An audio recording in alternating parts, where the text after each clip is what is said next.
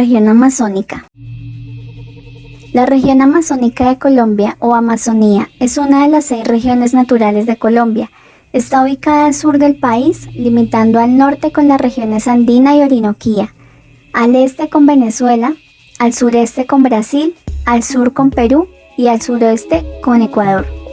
La región amazónica cubre la parte sur del departamento de Vichada, al suroriente de Meta, todo el territorio de los departamentos de Guainía, Guaviare, Vaupés, Amazonas, Putumayo y Caquetá, la bota caucana en el departamento de Cauca y las vertientes amazónicas de Nariño. Comprende cerca del 40% del territorio colombiano y es la zona menos poblada del país. A la vez hace parte de la gran región suramericana de la selva amazónica, la más extensa zona forestal del mundo que es compartida por Venezuela, Brasil, Colombia, Ecuador, Perú, Guyana, Surinam y Bolivia. La región amazónica colombiana se puede dividir en 2 regiones teniendo en cuenta la transformación del entorno por acción antrópica. Región noroccidental corresponde con la zona de mayor intervención antrópica y por tanto evidencia las mayores presiones sobre los ecosistemas y el territorio. En esta subregión la población predominante es la que comúnmente se denomina como colona. Los departamentos que tienen mayor superficie de esta zona son Meta, Guaviare, Caquetá, Putumayo y las fracciones de Nariño y Cauca. En la región suroriental se caracteriza por presentar los menores niveles de transformación de sus ecosistemas y porque la mayor cantidad de población corresponde a pueblos indígenas que han estado asentados por siglos allí. En esta zona tienen territorio los departamentos de Amazonas, Vaupés, Guainía y en menor proporción Vichada, Caquetá y Guaviare. La planicie amazónica colombiana, también conocida como llanura amazónica, es una superficie aplanada formada por llanuras selváticas y pantanosas, con un relieve que suele dividirse en tierras altas y bajas. Las tierras altas de la planicie contemplan espacios de mayor elevación que las zonas inundables, con altitudes máximas de 100 a 350 metros sobre el nivel del mar y concentran lo que se conoce como selva de tierra firme. En estas zonas pantanosas se ubican la selva inundada estacionalmente y la selva inundada de forma permanente. El piedemonte andino-amazónico es la confluencia de la cuenca amazónica con la cordillera de los Andes. Posee mayores accidentes topográficos. Su relieve es levemente ondulado o abrupto, con pendientes ligeras y está compuesto por vertientes amazónicas, zonas altas y valles aluviales o sedimentarios. Las llanuras amazónicas del piedemonte son la prolongación de valles sedimentarios rodeados por formaciones rocosas y montañosas que derivan de la cordillera andina colombiana. Su formación se debe a grandes cantidades de materiales aluviales que los ríos arrastran desde el interior de los Andes hacia el Amazonas, depositando sedimentos y humedeciendo la tierra que se encuentra entre las montañas. Se trata de la selva alta, dispuesta en algunas pequeñas serranías y mesetas rocosas que conforman el sistema montañoso de la región amazónica de Colombia. En cuanto a las islas, la mayoría está localizada en el río Amazonas y forman parte de resguardos indígenas y parques naturales, cuyo hábitat es del tipo bosque húmedo tropical inundable. Los llanos del Yarí son un subsistema de sabanas antrópicas ubicadas al sur de la Sierra de la Macarena, departamento del Meta. Las sabanas comprenden un territorio aproximado de 364.000 hectáreas, originalmente habitadas por los pueblos indígenas Tinigua y Carijona. De manera similar a varias subregiones del piedemonte andino, el Yarí fue escenario del proceso de colonización que amplió la frontera agraria en Colombia. Hoy en día lo habitan comunidades campesinas e indígenas. Las formas extraordinarias de vida que hay en las inexpugnables cimas de los tepuyes, monumentales masas de la roca granítica más antigua del mundo que emergen envueltas en nubes en medio de la selva amazónica. La provincia de Guyana Occidental, que abarca las tierras bajas y serranías aisladas del oriente colombiano, suroccidente venezolano y norte brasilero, forma parte del escudo guayanés, una de las formaciones más antiguas del planeta, que data de hace unos 2.000 millones de años.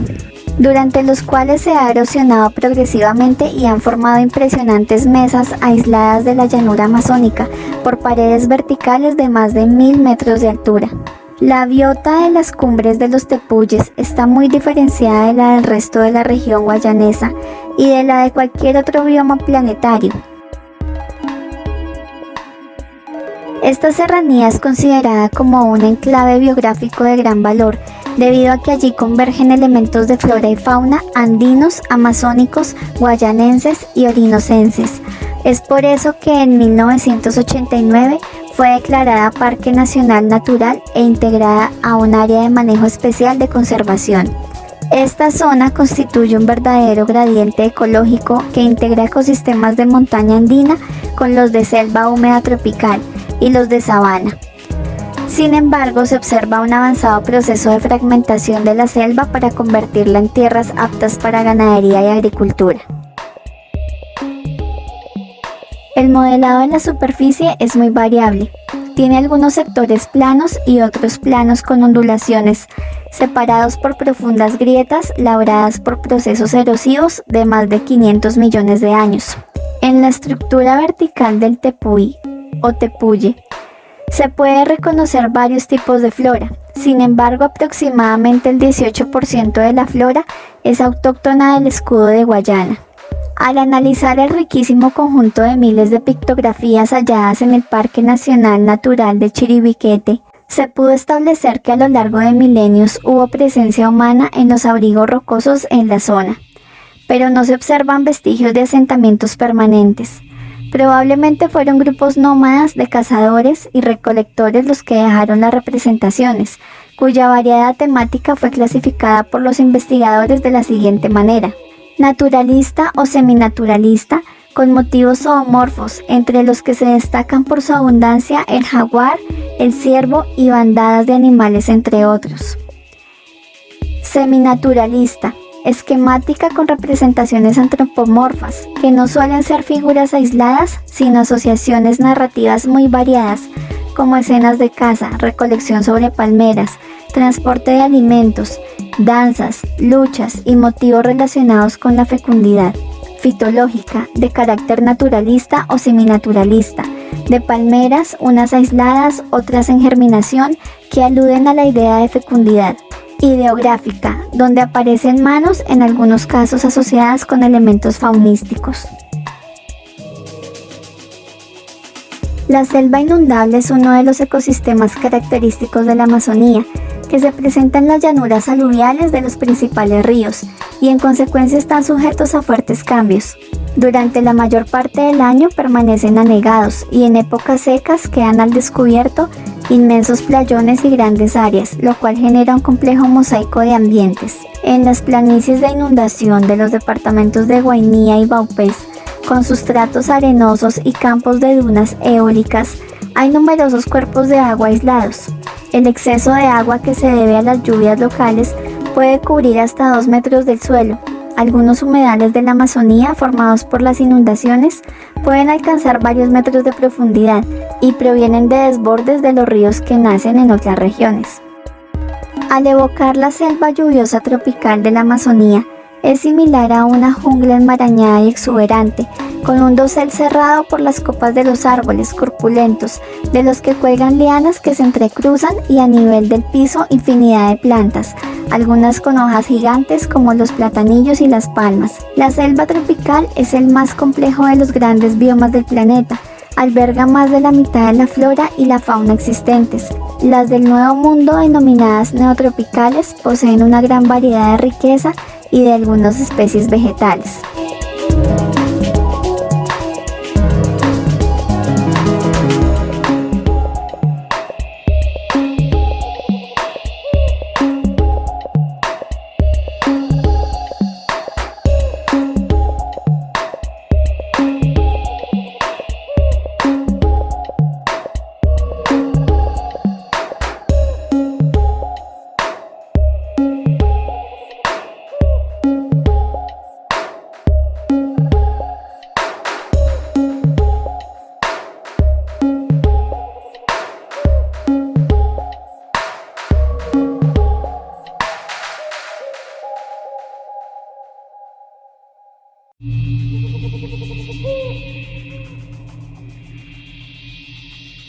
Empezaremos por la capa superior o emergente, donde destacan las copas de los árboles más altos, que llegan a medir 45 a 60 metros y crecen alejados unos de otros. Con frecuencia es difícil identificar la especie a que pertenecen, pues sus hojas, flores y frutos se encuentran a gran altura. La mayoría de los troncos de estos gigantes no son muy anchos y una vez que sobresalen de la copa de los árboles de menor tamaño, extienden sus ramas. Entre ellos se encuentran la ceiba, el cedro, la caoba y el chico zapote. Aquí la temperatura es muy alta, por ello aunque los árboles gigantes son los primeros en recibir la lluvia, esta se evapora con rapidez. Sin embargo, sus hojas son pequeñas y duras, así logran absorber y acumular el agua. El viento sopla con enorme velocidad, moviendo las copas de los árboles de un lado a otro. Durante algunas tormentas puede ser tan fuerte como para derribarlos. Sin embargo, la mayoría de árboles gigantes tiene unas salientes en la base de su tronco, llamadas contrafuertes, que como si fueran raíces endurecidas y gruesas detienen al árbol, pues le ayudan a distribuir su peso. Las ramas de los árboles más altos son débiles, aún así son el lugar preferido de algunos animales. Los más comunes son las aves de rapiña, como el halcón gris, el águila arpía, la lechuza y el búho. Todas ellas son carnívoras y bajan continuamente para cazar su alimento. Bajo la capa emergente se encuentra el siguiente estrato, el dosel. En este la temperatura disminuye un poco, lo mismo que la intensidad del viento. En cambio, aumenta la humedad del ambiente. Allí abundan árboles que miden entre 10 y 30 metros de altura y crecen muy cerca unos de otros, de manera que sus ramas no pueden extenderse mucho. Algunos de ellos son el mamey, el ramón, el palo de Campeche, el javín y el zapote. Estos árboles son el lugar ideal para los animales que pueden colgarse de las ramas. Tal es el caso del mono araña, el perezoso y el oso hormiguero, quienes se columpian con facilidad de un árbol a otro utilizando su cola como si fuera un brazo más. Incluso se sostienen con ella mientras buscan alimento. En el dosel también encuentran su alimento la ardilla, el murciélago, el mono zaraguato. Ellos están muy bien adaptados a vivir en lo alto, así que no necesitan bajar al suelo. En los árboles selváticos no pueden faltar aves como el tucán, la guacamaya y el perico cabeza amarilla, que son muy apreciadas por los colores de sus plumajes. Algunas más son la codorniz, el pájaro carpintero, el colibrí y el trogón. Los insectos son un caso especial, ya que pueden volar por lo alto, están pegados a los troncos o cerca del suelo. En la selva tropical hay una enorme variedad, como luciérnagas, mariposas, hormigas, avispas, grillos y muchísimos más. Lo mismo que otros animales selváticos, los insectos son muy importantes para la existencia del ecosistema. Un ejemplo de su función es que llevan el polen de unas flores a otras, colaboran en su fecundación. Otro ejemplo de la importancia de los animales en este ecosistema lo dan los murciélagos, aves y monos que se alimentan de frutos, pero no pueden digerir las semillas que estos contienen y las arrojan entre sus excrementos. Así las transportan de un lugar a otro, aumentando sus posibilidades de germinación. Son frecuentes los árboles como el cobaco, el sangretoro, la virola y la siringa, del cual se extrae el caucho. Las palmas son abundantes y en el estrato, cuya altura está entre los 10 y 20 metros, se destacan la milpesos de múltiples usos y frutos comestibles productores de aceite, la zancona de enormes raíces, la chambira de tallo fuertemente armado y de importante uso para la extracción de fibras, y la azaí, cuyo fruto es utilizado como colorante y endulzante. Un caso único es el de la palma trepadora, que se ayuda de garfios en los extremos de sus hojas para llegar hasta el dosel.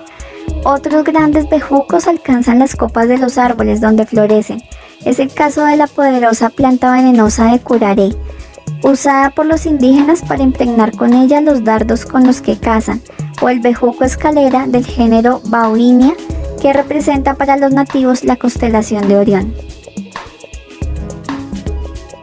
El viento cumple una función similar cuando arrastra frutos llenos de semillas, que pueden caer hasta el suelo o quedarse en huecos formados entre las ramas de un árbol. Si allí encuentran un poco de tierra y humedad, germinarán plantas que crecen solo en la selva, Tal es el caso de las plantas epífitas, trepadoras y estranguladoras. Las plantas epífitas viven en ramas horizontales, bajo la copa de los árboles. Esto les permite protegerse del viento, tener sombra cuando los rayos del sol son intensos y recibir con abundancia el agua de la lluvia. Entre ellas se encuentran musgos, helechos y una gran variedad de orquídeas, muy apreciadas por sus formas y colores. Las trepadoras, también llamadas lianas o bejucos, son plantas con tallos delgados y flexibles, que se enredan al tronco de un árbol para subir hasta encontrar la luz del sol. Una vez arriba, desarrollan copas espesas que se unen a las de los árboles cercanos. En su camino hacia lo alto, los troncos de las trepadoras se detienen de las ramas de su alrededor y quedan colgando de ellas. De esta forma se enlazan varios árboles, y a veces con tanta fuerza que aun cuando se corte el tronco de uno de ellos, este no cae. También es posible lo contrario, que al cortar un árbol caigan con él varios más, pues estaban amarrados por las trepadoras. Las estranguladoras o matapalos son árboles que crecen sobre otros árboles. Nacen como pequeñas plantas que se desarrollan sobre una rama. Con el tiempo ganan fuerza y sus raíces bajan hasta el suelo, del cual toman más sustancias nutritivas. Gracias a esto, los tallos de la estranguladora se engrosan y se enredan en el árbol que les sirve de apoyo. Después le crecen ramas y hojas. En consecuencia, el árbol de apoyo deja de recibir la luz del sol. Además, la estranguladora absorbe toda el agua disponible y presiona el tronco hasta que el árbol muere. Debido a la humedad, este se pudre en poco tiempo y solo queda un hueco en su lugar. Estas plantas producen unos frutos parecidos a los higos, que sirven de alimento a muchos pájaros, monos y murciélagos. Las copas de los árboles que conforman el dosel están casi unidas unas con otras y forman una especie de techo que cubre a las plantas más pequeñas. Sin embargo, este techo de ramas y hojas no está completamente cerrado, sino que tiene agujeros por donde deja pasar la luz solar y agua de las lluvias hasta el suelo, aunque ambas llegan en menor cantidad que en las alturas. Abundan epífitas trepadoras como el bejuco yaré y se forman grandes rosetones o agregados de diferentes plantas, que en conjunto constituyen un hábitat especial y único para algunas especies de anfibios y reptiles arborícolas. La cantidad y el tipo de vegetación del estrato sotobosque cambian al formarse un claro. Esto ocurre cuando caen varios árboles altos, dejando un espacio por donde los rayos del sol y la lluvia llegan hasta el suelo con intensidad. Así crecen con abundancia arbustos, plantas pequeñas y árboles de madera suave. Después de un tiempo, los árboles cercanos cierran la entrada de luz, pero pasan muchos años antes de que la vegetación del lugar sea igual a la del resto de la selva tropical. La mayoría de animales que viven en el suelo se mueven sin hacer ruido. Para evitar ser vistos, así pueden cazar con mayor facilidad y esconderse de sus depredadores o enemigos naturales. Muy cerca del suelo, donde el clima es diferente, allí llega poca luz, pero hay mayor humedad, pues el agua tarda más tiempo en evaporarse y los árboles evitan que el vapor suba al cielo con rapidez. Algunos de menor tamaño son el aguatí, el paca, el cuatí, el tejón y el huaqueque. Otros más grandes como el tapir, el venado, temazate, el jabalí y el armadillo. También están los carnívoros como el ocelote y el jaguar. Entre los reptiles es posible encontrar el camaleón, la iguana y la lagartija, además de la boa, la anaconda, la víbora de cascabel y la nauyaca. Existen animales que prefieren dormir durante el día y salir a buscar alimento en las noches. Algunos de ellos son el tlacueche, la tusa, el zorrillo, el tepezcuintle y el mapache, lo mismo que el búho. Todos ellos son capaces de ver bien en la oscuridad, así que llenan de actividad la selva por las noches. Para completar el paisaje de la selva tropical, solo faltan los ríos, que se deslizan por largos terrenos y reciben mucha luz. Gracias a ella, en sus orillas crecen numerosas plantas. A veces los ríos se desbordan e inundan el suelo a su alrededor, dándole sustancias nutritivas. En ellos habitan distintas variedades de peces y moluscos, el enorme cocodrilo, la nutria, así como ranas, sapos y tortugas. A diferencia del dosel, donde brilla el sol y se escucha la constante algarabía de los pájaros, donde el viento lleva el aroma de las flores y la vida animal es exuberante, a nivel del suelo hay otro mundo en el que se siente el olor a la hojarasca húmeda y las sombras ocultan variadas formas de vida. algunas camufladas entre las hojas secas y otras inmóviles entre el follaje o en las oquedades de los grandes aletones de las raíces zancos de árboles y palmas. El piso del interior de la selva no inundable adopta diferentes formas de relieve, planicies cortas o largas, colinas suaves o escarpadas, y valles angostos o amplios, y la red de drenaje muy ramificada que en muchos casos es visible solo durante las crecidas del caudal. Hay pequeñas plantas como el orejinegro y algunos helechos y pastos cubren la superficie de forma dispersa. Lo más importante es que este hábitat sostiene una compleja red de organismos como bacterias, hongos, protozoos, larvas de mosquitos, diminutos caracoles, varias especies de artrópodos, salamandras y anfibios, y en algunos casos serpientes arborícolas, micos y aves como los colibríes, encargados de polinizarlas que aprovechan el recurso disponible. Los musgos están ausentes o son escasos, pero hay una gran diversidad de hongos que ocupan casi todos los sustratos. Algunos, como el velo de novia, tienen formas extraordinarias. Su cuerpo principal, de forma fálica, mide aproximadamente entre 10 a 15 centímetros. El estrato bajo impresiona por su exuberancia y diversidad y por las complejas interacciones entre sus habitantes, las cuales mantienen un frágil equilibrio a través de mecanismos como la depredación, el herbivorismo, la simbiosis, el mimetismo y el parasitismo, entre muchos otros. En el piso de la selva se evidencian las relaciones de los habitantes del dosel con los de tierra firme. Cuando los micos y los loros se alimentan, arrojan fragmentos de hojas, ramas y frutos parcialmente comidos, que otros mamíferos aprovechan. Con la excepción del piedemonte, la Amazonía colombiana tiene un clima cálido y húmedo, con temperaturas promedio que se encuentran entre el 24 y 27 grados centígrados y niveles de humedad relativa cercanos al 85%, sin mayores oscilaciones a lo largo del año. Las precipitaciones superan los 2000 en algunos territorios de la llanura, que incluyen al sur del Putumayo, el centro de Caquetá, parte importante de Guaviare y el norte de Guainía, y los 3000 en el resto de la región. En la región amazónica hay mucha nubosidad, lo que impide que haya abundante luz solar. De hecho, se considera que esta zona el sol alumbra muy poco. Hay espacios en los que hay un poco más de luz solar, y estos comprenden las regiones ubicadas hacia el norte del departamento colombiano de Guainía y hacia el extremo sur del Amazonas.